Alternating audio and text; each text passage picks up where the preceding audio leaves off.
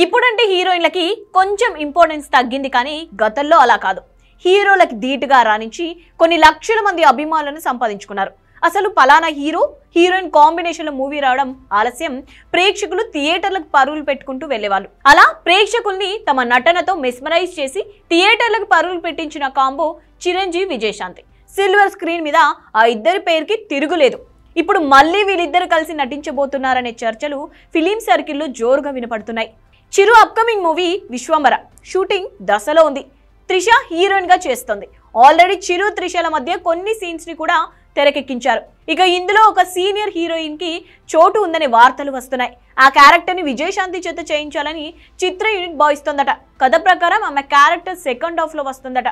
అది ఎంటైర్ సినిమాకి చాలా కీలకమని తెలుస్తోంది. విజయశాంతి లాంటి సీనియర్ నటీమణి అయితేనే న్యాయం చేయగలదని భావిస్తున్నారు. చిరు దగ్గర నుంచి గ్రీన్ సిగ్నల్ కూడా రావడంతో ఆమెని ఒప్పించే ప్రయత్నాలు జరుగుతున్నాయి. ఇక చిరు అండ్ విజయశాంతి ఇప్పటివరకు 19 సినిమాలో కలిసి నటించారు. దాదాపుగా అన్ని సూపర్ హిట్ గానే నిలిచాయి. చివరగా మెకానిక్ అల్లుడితో కలిసి నటించారు. 1993లో ఆ మూవీ వచ్చింది. అంటే మళ్ళీ 30 సంవత్సరాల తర్వాత కలిసి నటించబోతున్నారు.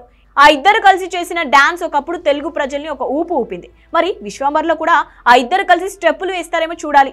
2020లో సూపర్ స్టార్ మహేష్ బాబు సరిలేరు నీకెవరు విజయశాంతి చివరిసారిగా చేసిన సినిమా. ఇక ఇటీవల విశ్వాంబర నుంచి రిలీజ్ అయిన చిరంజీవి స్టిల్స్ మెగా అభిమానుల్లో నూతన ఉత్సాహాన్ని తీసుకొచ్చాయి. యువి క్రియేషన్స్ నిర్మిస్తుండగా మల్లిడి వశిష్ఠ దర్శకుడు, ఆస్కార్ విన్నర్ కీరవాణి సంగీతాన్ని అందిస్తున్నాడు.